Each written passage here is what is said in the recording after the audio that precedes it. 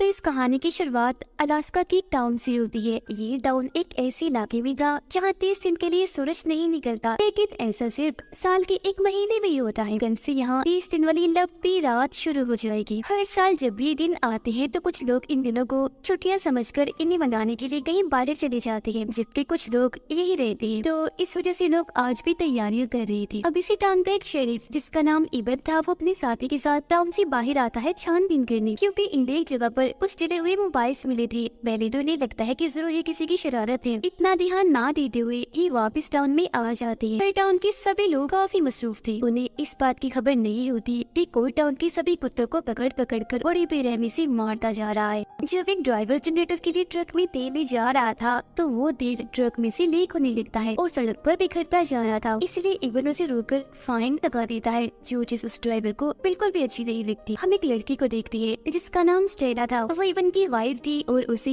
आज इस टाउन से निकलना था। वो अपनी गाड़ी में थी और एयरपोर्ट के लिए जा रही थी, तभी उसका एक्सीडेंट हो जाता है। उसकी गाड़ी एक खुदाई करने वाली गाड़ी से टकरा जाती है। अब खुशकिस्मती से स्टेला तो बच जाती है, पर उसकी गाड़ी का काफी बुरा हाल हो गया था। तो इसीलिए अब वो अपने हस्बैंड इबन को कॉल करके उससे मदद मांगती है। अब उसकी मदद के लिए इबन को तो नहीं जाता, पर अपने साथी को भेज देता है। उसका साथी जब स्टेला के पास पहुंचता है तो उसे लेकर एयरपोर्ट के लिए निकल जाता है। अब वो बहुत कोशिश करता है टाइम पर उसे पहुंचाने की, मगर उन्हें देर हो जाती है क्योंकि आखिरी जहाज भी उड़ान भर चुका था। इस बात से स्टेला काफी परेशान हो जाती है। इबन कुत्तों वाली जगह पर छानबीन करने के लिए जाता है। खुद उनकी हालत देखता है तो दंग रह जाता है, क्योंकि किसी ने बड़ी बेरहमी से कुत्तों को मारकर उनकी चेर फाड़ की हुई थी। आदमी बताता है कि ऐसा यहाँ पहली बार हो रहा है, क्योंकि टाउन में कोई ऐसा नहीं है जो कुत्तों से इतनी नफरत करता हो। इबन की दादी बताती है कि खुदाई कंपनी वालों की कॉल आई थी। उनकी रिपोर्ट है कोई मसला उन्हें पेश आना है। ये सुनकर इबन वहाँ जाता है। पायलट उसे बताता है कि मेरा हेलीकॉप्टर पिछले काफी टाइम से गिराज में ही खड़ा था, पर आज किसी ने उसके पुर्जे काफी बुरी तरह से तोड़ दिए। उड़ने के लायक नहीं छोड़ा उसे। समझ नहीं आ रही कि ऐसा किसने किया। इसी टाउन के करीब कोई अनजान समुद्री जहाज आता है, जिसके बाद हम एक अजनबी को देखते हैं जो इस टाउन में आया था। वो एक बार में बैठा शराब मांग रहा होता है, पर वहाँ काम करने वाली औरत उसे ये कहते हुए मना कर देती है कि सर आई एम सॉरी, मैं आपको शराब नहीं दे सकती, क्योंकि साल के इन दिनों में किसी को भी पीने की इजाजत नहीं होती, क्योंकि ऐसा सेहत के लिए खतरा है। वो फिर कच्चे मांस की मांग करता है और उस औरत का हाथ पकड़ लेता है। ये आदमी काफी अजीब था। तभी इधर इबन भी आ जाता है। उसे इस आदमी पर शक होने लगा था, तो इसीलिए उसे गिरफ्तार कर लिया जाता है। अब हम एक बूढ़े आदमी को देखते हैं। उसे अचानक बाहर से शोर की आवाज आने लगती है, तो टॉर्च लेकर वो बाहर जाता है चेक करने, जहाँ बहुत सारे अजीब तरह के लोग थे जो अचानक इस बूढ़े आदमी पर हमला कर देते हैं और उसका खून पीने लगती है। सारा ये खून पी जाती है, जिससे उस बेचारे की मौत हो जाती है। उधर फैक्ट्री के 3 वर्कर्स अपना काम खत्म करके घर जा रही थी। अचानक इन पर भी हमला हो जाता है। वो खून पीने वाली खतरनाक जो इंसान के रूप में थी,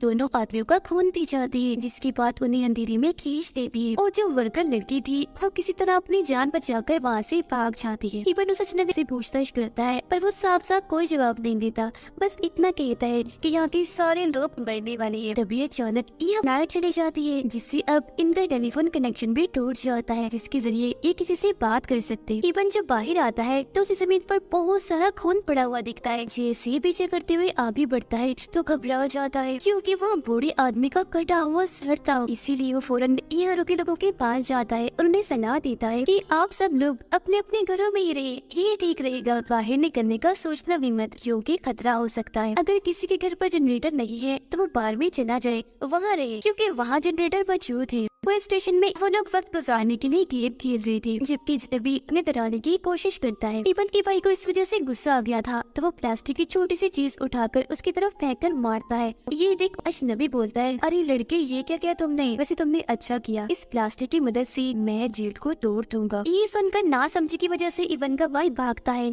ताकि प्लास्टिक का टुकड़ा उठा सके, पर वो अजनबी उसे गले से पकड़ लेता है। ये देखकर स्टेला गन उठा लेती है और उसे धमकाने लगती है कि छोड़ दो इसे, पर वो नहीं सुनता। इतनी देर में इबन को दिया आ गया था। वो अजनबी के कंधे पर गोली मारता है, फिर हथकड़ी की मदद से उसे सलाखों के साथ बांध देता है। अब ये आदमी अजीबोगरीब बातें कर रहा था। कहता है कि तुम सब मरने वाले हो, क्योंकि वो यहाँ आ गई है। मौत का खेल शुरू होने वाला है। बहुत खून खराब था उनका। अब टाउन में तो पहले ही डर का माहौल फैला हुआ था, क्योंकि यहाँ पर वो खून पीने वाले राक्षस आते थे जिन्हें वैम्पायर्स कहा जाता है।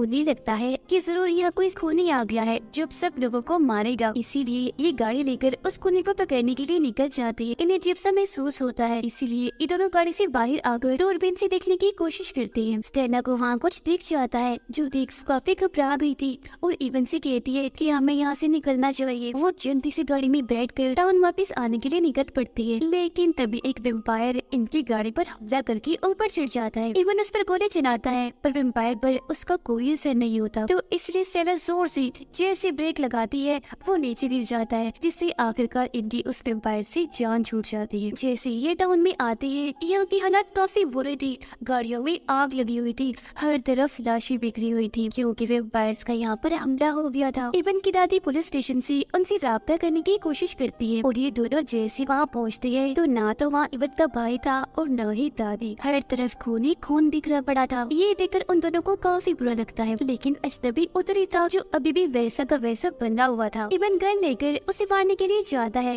क्योंकि वो बस एक ही बात कह रहा था कि मैंने ही उनकी मदद की, मैंने ही उनका रास्ता बनाया। वो यहाँ वेम्पायर्स की बात कर रहा था। स्टेला उसे रोकती है कि मत मारो इसे मारने से कुछ हासिल नहीं होगा, तो इसीलिए वो रुक जाता है। फिर अब बाहर हम इन वेम्पायर्स और उनके लीडर को देखते हैं जो अभी तक छुप छुप कर ही हमला कर रही थी। तब इनका लीडर कहता है कि अब जैसे तुम्हारा दिल करे वैसे हमला करो बगैर किसी से डरे, क्योंकि अब हमें रोकने वाला कोई नहीं है। लेकिन हाँ, एक बात याद रखना, इन सभी को मारने के बाद इनकी सर काट के अलग कर देना ताकि वेम्पायर्स न बन जाए, हमारी तादाद बढ़ने देनी चाहिए। इतना कहते ही ये टाउन के लोगों पर हमला कर देती है और ऐसे फिर कत्ले आम शुरू हो जाता है। बड़ी बेरहमी से ये उन्हें मारती जा रही थी। हालांकि अपनी हिफाजत करने के लिए लोगों के पास गन्स थी, पर गोली का उन पर जरा भी असर नहीं हो रहा था।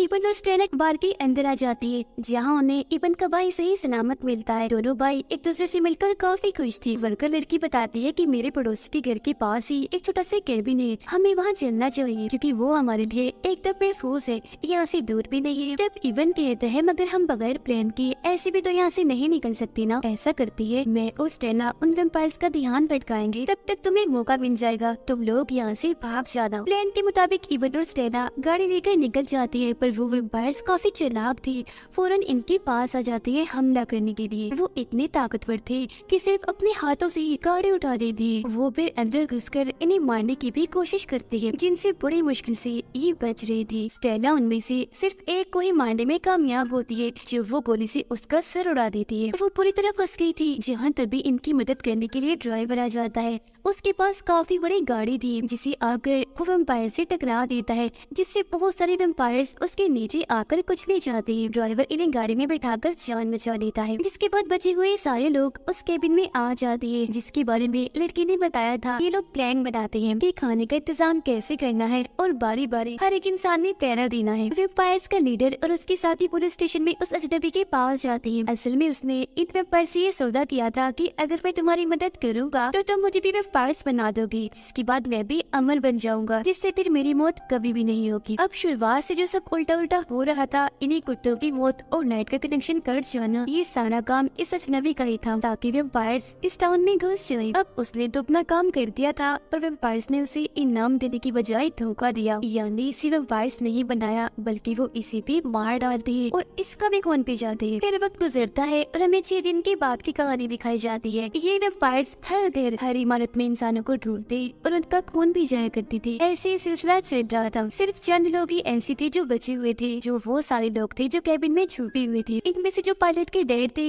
हाल ही में उनकी वाइफ की मौत हुई थी, जिस वजह से उनका ज़हनी तवाज़ुन थोड़ा खराब हो गया, तो वो अक्सर उन्हें याद करके रोया करती थी। मगर ये लोग उन्हें चुप रहने का कहती थी क्योंकि ये नहीं चाहती थी कि जरा भी यहाँ शोर हो, जो वेम्पायर सुनकर यहाँ आ जाए और इन सबको भी पकड़ नहीं।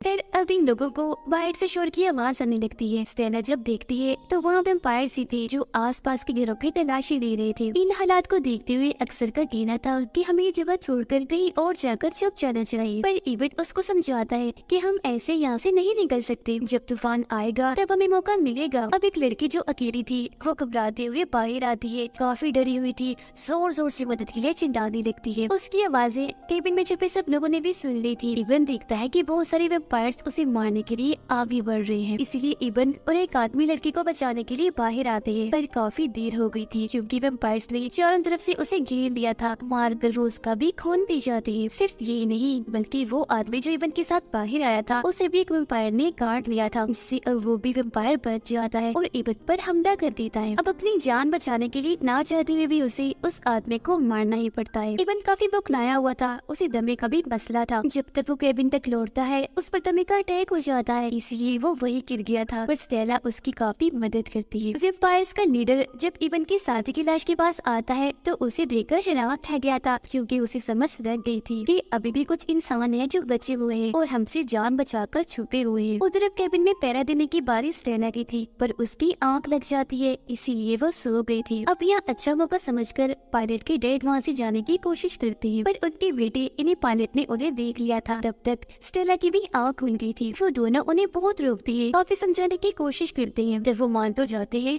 पर उन्हें वॉशरूम जाना था। वो वॉशरूम में चले जाते हैं तो बाहर पायलट और स्टेला उनके बाहर आने का इंतजार कर रही थी, पर काफी देर तक जब वो बाहर नहीं आती तो ये दरवाजा तोड़कर अंदर जाती है। देखते हैं कि खिड़की के जरिए पायलट के डैड यहाँ से भाग गए हैं, इसलिए पायलट भी निकल जाता है अपने डैड को ढूंढने के लिए। शोर की आवाज सुनकर एक वैम्पायर चुपके से केबिन में घुस जाता है। उसे देखकर खामोशी से इबन और स्टेला एक जगह पर जाकर छुप जाते हैं। पायलट बाहर आकर अपने डैड को पुकारने लगता है। घर के अंदर जो वैम्पायर आया था आवाज सुनकर वो बाहर आ जाता है, पायलट पर हमला करके उसे भी मार डालता है। इस सब के लिए इबन खुद को जिम्मेदार कहता है कि मैंने उनकी कोई मदद नहीं की, पर स्टेला उसे समझाती है कि ऐसे मत करो, जो भी हुआ उसमें तुम्हारी कोई गलती नहीं है। अब अगले दिन यहाँ तेज बर्फीला तूफान आ जाता है। बाहर इन्हें कोई वैम्पायर नहीं दिखता तो ये लोग बाहर आकर कहीं और जाने लगती है, क्योंकि अब इनके पास भी राशन खत्म हो रहा था। इनका प्लान था कि सबसे पहले तो हम सुपरमार्केट जाएंगे, जहाँ से खाने का बहुत सारा सामान लेंगे, और फिर उसके बाद खुदाई कंपनी में चले जाएंगे, क्योंकि बाकी अंधेरों के दिन ये वहीं गुजारने वाले थे। अब ये लोग जैसे तैसे सुपरमार्केट पहुँच तो जाते हैं, जहाँ ढेर सारा खाने का सामान भी था, पर एक वैम्पायर बच्ची इन पर हमला कर देती है। तभी लोग उसे रोककर मार देते हैं। उसे इबन की बाई ने मारा था, जिसके बाद वो दुखी हो जाता है, क्योंकि वो ऐसा करना नहीं चाह रहा था, पर करना जरूरी था। अब खाना तो ये ले लेते हैं, पर मुसीबत अब ये बाहर नहीं जा सकते थे, क्योंकि तूफान थम चुका था। इन्हें अब इंतजार करना था दोबारा तूफान के आने का, या फिर ये अंधेरे वाले दिन खत्म होने का। फिर अभी ने यहाँ ऐसे ही 18 दिन गुजर जाते हैं, लेकिन यहाँ रहना किसी खतरे से खाली नहीं था, क्योंकि वैम्पायर्स हर इमारत को चेक कर रही थी। ये लोग पुलिस स्टेशन जाने का प्लान बनाते हैं, पर इस बार भी इन्हें उनका ध्यान भटकाना था। अब इबन सबको बताता है कि वैम्पायर सूरज की रोशनी में नहीं आते, और मेरी दादी यूवी लाइट इन्हें अल्ट्रावायलेट की रोशनी में पौधे उगाया करती थी, जो दरअसल सूरज की शुआएं ही होती हैं। तो अगर मैं इन्हें उस घर तक ले जाऊं जहाँ यूवी लाइट है तो मैं इन्हें खत्म कर सकता हूँ। फिर प्लान के मुताबिक इबन वैम्पायर्स का ध्यान भटकाता है और ये सारे लोग पुलिस स्टेशन की तरफ भागने लगते हैं। फिर यूवी लाइट से वैम्पायर लड़की को मार गिराता है, जो लीडर की साथी थी, पर वो वैम्पायर्स काफी चालाक थी। वो उस कनेक्शन को ही काट देती है जिससे यूवी लाइट जल रही थी। अब वॉकी टॉकी जो मोबाइल डिवाइस होती है उसके जरिए इबन बाकी लोगों से राब्ता करता है और कहता है कि मैं यहाँ मुसीबत में फंस गया हूँ, पर तुम सब लोग अपने अपनी जानें बचाओ। अब ये सुनकर ड्राइवर एक बार फिर इबन की जान बचाने के लिए खुदाई वाली गाड़ी लेकर चला जाता है, जहाँ इस बार भी वो बहुत सारे वैम्पायर्स को कुचल देता है। आखिर में वो धमाका भी करता है, पर बेचारा लीडर के हाथों पकड़ा जाता है, इसे भी वो लोग मार देते हैं। अब इबन तो सही सलामत पुलिस स्टेशन आ जाता है, पर वर्कर आकर सबको बताता है कि मैंने आप लोगों से एक बात छुपाई। सुपरमार्केट में मुझे बच्ची ने काट लिया था, जिससे अब मैं भी वैम्पायर बनने वाला हूँ। तो इसलिए इबन अब तुम ऐसा करो, मुझे मार डालो ताकि मैं बाकी के लिए खतरा न बन सकूं। अब हालांकि इबन ऐसा करना तो नहीं चाहता था, पर सबकी जान बचाने के लिए वो उसे दूसरे कमरे में ले जाता है और उसे मार डालता है। गोली की आवाज सुनकर सभी काफी घबरा गई थी। अब 27 दिन गुजर गए थे। इन्होंने जैसे तैसे खुद को अब तक जिंदा रखा हुआ था। अगले दिन ये देखती है कि घर में लाइट जल रही है। तब इबन और स्टेला फैसला करते हैं कि हम वहाँ जाएंगे, हो सकता है वहाँ कोई मौजूद हो जिसे मदद चाहिए। जब ये लोग वहाँ पहुँचते हैं तो इबन के साथी को वहाँ पाते हैं, जिसने अपने फैमिली को ही मार दिया था ताकि उन वैम्पायर्स के हाथों वो दर्दनाक मौत ना मरे। वो अब खुद को भी मारना चाह रहा था, पर इबन उसको रोक देता है। बाहर तूफान आ गया था तो ये लोग यहाँ से निकल जाते हैं और खुदाई कंपनी में अब ये जाने वाले थे, पर तभी इन्हें शोर सुनाई देता है। जल्दी से एक जगह जाकर छुप जाते हैं। तभी इधर एक बच्ची बाहर आती है। स्टेला उसे बचाना चाहती थी, पर एक वैम्पायर ने उन्हें देख लिया था। तब इबन अपने दोस्त को कहता है कि मेरी वाइफ और बच्ची को ले जाओ। खुद वो वैम्पायर के सामने आ जाता है ताकि उन दोनों की जान बच जाए, पर उसका साथी स्टेला और बच्ची को वही छोड़कर फैक्ट्री के अंदर चला जाता है। इबन भी वापस आ गया था। वो और कुछ और लोग जैसी तैसी करके खुदाई कंपनी में पहुंच ही जाते हैं, पर इबन को तब दुख होता है जब वो स्टेला और बच्ची को यहाँ नहीं पाता। उसका साथी वे लोगों के पास पहुंच गया था, पर एक वैम्पायर जिसका पीछा कर रहा था यह आकर सभी पर हमला कर देता है। इबन उससे लड़ता है, लेकिन उसका साथी वैम्पायर को पकड़कर ग्राइंडर मशीन में डाल देता है, जिससे उसके टुकड़े टुकड़े हो जाते हैं। पर तब तक वैम्पायर ने उसे काट लिया था। अब इससे पहले कि वो वैम्पायर बनता, एक कुल्हाड़ी से इबन उसे मार देता है। बाहर सारे वैम्पायर्स घूम रहे थे। 30 दिन भी होने वाले थे, जिसके बाद सुबह हो जाएगी। अब वॉकर टॉकी के जरिए इबन और स्टेला की बात होती है। वो उसे बताती है कि बच्ची को लेकर मैं गाड़ी के नीचे छुपी हुई हूँ। बस कुछ ही देर थी जब तक इन्हें खुद को कैसे भी करके बचाना था। वैम्पायर वहाँ आकर हर जगह आग लगा देते हैं ताकि अगर कहीं इंसान छुपे हो तो वो बाहर निकल आए। यहाँ स्टेला बेचारी फंस चुकी थी। अगर वो बाहर नहीं आएगी तो जलकर मारी जाएगी, लेकिन अगर आ गई तो वैम्पायर के हाथों नहीं बच पाएगी। अब इबन ने उन्हें तो बचाना ही था, इसीलिए वो अपने साथी जो वैम्पायर बन चुका था उसका खून सिरिंज पे भरकर खुद को लगा लेता है। वो यहाँ अपनी वाइफ को बचाने के लिए अपनी जिंदगी कुर्बान करने जा रहा था। अपनी भाई को अलविदा कहता है और स्टेला को बचाने के लिए बाहर निकल आता है। वो यहाँ सिर्फ वैम्पायर के लीडर को लड़ने के लिए चैलेंज करता है। वो जैसे आगे आता है इबन उसे पूरी तरह मारने लगता है। वो उठा कर उसे पटक रहा था हर जगह, क्योंकि वो नहीं जानते थे कि इबन भी अब एक वैम्पायर बन चुका है, जिसके अंदर इतनी शक्ति आ जाती है कि अब एक ही बार में वो वैम्पायर के लीडर को ही खत्म कर देता है। सूरज निकलने ही वाला था, इसलिए बाकी बचे वैम्पायर्स भाग जाते हैं। अब यहाँ स्टेला और बच्ची को भी बचा लिया जाता है। अब इबन और स्टेला ने वादा किया था कि वो उगता हुआ सूरज एक साथ देखेंगे, इसीलिए एक जगह पर बैठकर सूरज को निकलते हुए देख रही थी। जैसे सूरज निकलता है इबन राख बन जाता है। स्टेला उसे गले लगाकर रोने लगती है। वो फिर बेचारा राख बनकर उड़ जाता है। और ये सीन काफी दुखी था, क्योंकि स्टेला बहुत रो रही थी अपने हस्बैंड को खोकर। और इसी सैड एंडिंग के साथ ये कहानी इधर ही खत्म हो जाती है।